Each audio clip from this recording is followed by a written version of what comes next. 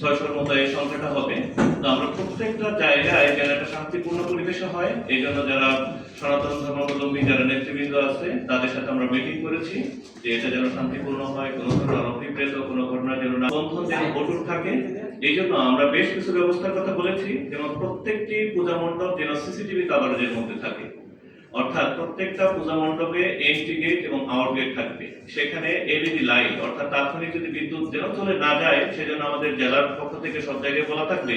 তারপরেও যদি কোনো জায়গায় লাইটের কোনো হয়, সেই ভলান্টিয়ারদের কথা, অর্থাৎ প্রত্যেক পূজা মণ্ডপ তাদের নিজস্ব লোক বাছাই করবে, তারা ভলান্টিয়ার দিবে এবং তাদের এখানে ব্যাজ থাকবে যেটাতে বোঝা যাবে যে সে এই পূজা মণ্ডপে, এবং এই পূজা মণ্ডপে একটা রেজিস্টার থাকবে, সেই রেজিস্টারে কার কার ডিউটি রয়েছে অর্থাৎ ভলেন্টিয়ার এটা লেখা থাকবে। এবং বিশেষ করে রাত 11টা থেকে সকাল 6টা পর্যন্ত এটা মাস্ট, এটা যেন থাকে।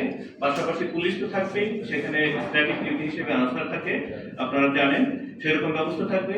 আর যে আমাদের তো মোবাইল টিম সবসময় কাজ করতে থাকবে, তারপরেও থাকবে একটা কন্ট্রোল রুম, অর্থাৎ তাৎক্ষণিক কোথাও যদি কোনো প্রয়োজন পড়ে তাহলে আমাদের পুলিশ কন্ট্রোল রুমের মাধ্যমে কথা বলা যাবে। এবং আমাদের যে প্রত্যেক অফিসার ইনচার্জ যারা রয়েছে, এই 8টা থানার অফিসার ইনচার্জ, এই যে পূজার আগে এখন প্রতিমা তৈরি হচ্ছে, প্রতিমা তৈরির যে নিরাপত্তা, এই পূজা উৎসব চলাকালীন অর্থাৎ 28 থেকে 2 তারিখ বা 29 থেকে 2 তারিখ পর্যন্ত এবং পূজা পরবর্তী এই কোনোটা পর্বে যেন কোনো ধরনের কোনো অনভিপ্রেত কোনো ঘটনা যেন না ঘটে। আসলে আমাদের এখানে ঘটেও সাতক্ষীরা জেলা গত বছর আমরা দেখেছি বা ইতিপূর্বে আমরা দেখেছি সকল ধর্ম বর্ণের মানুষের এত বেশি সমন্বয়, এখানে মানুষের সহযোগিতা এত বেশি, এবং আপনারা যারা সাংবাদিক রয়েছেন প্রত্যেকটা পর্যায়ের মানুষের অনেক অংশগ্রহণ থাকার কারণে এখানে কোনো ধরনের অনভিপ্রেত ঘটনা ঘটার কোনো সম্ভাবনা আমরা দেখছি না। এবং যেখানে বড় পূজা মণ্ডপ রয়েছে সেখানে মেটাল ডিটেক্টর থাকবে, মেটাল ডিটেক্টরের মাধ্যমে যেন এটা চেক করা যায়। আর আমরা মনে করছি একটা ইন গেট থাকলে,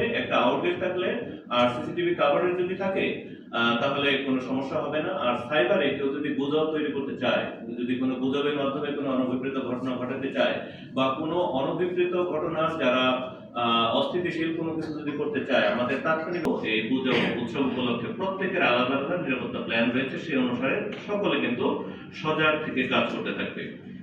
আর আমরা আরেকটা বিষয় মনে করছি যে জমি জমা সংক্রান্ত কোনো বিরোধকে কেন্দ্র করে যেন সাম্প্রদায়িক সম্প্রীতি বিনষ্ট না করতে পারে, সেই জন্য আমরা বাছাই করছি যে এই ধরনের কোনো ঘটনা রয়েছে কিনা।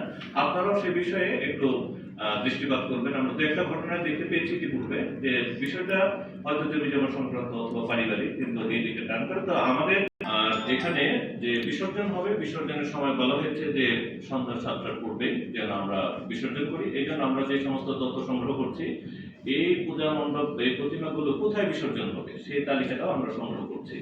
আর সার্বিকভাবে সকলের সহযোগিতায়, সকল ধর্মবর্ণ পেশার মানুষের সহযোগিতায় আমরা একটা ট্রাফিক জ্যামের মতো সম্ভাবনা রয়েছে।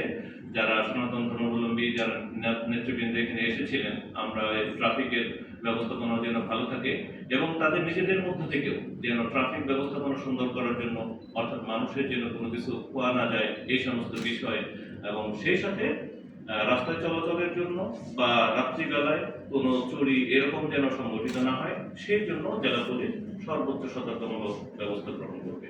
আশা করি আপনাদের সকলের মাধ্যমে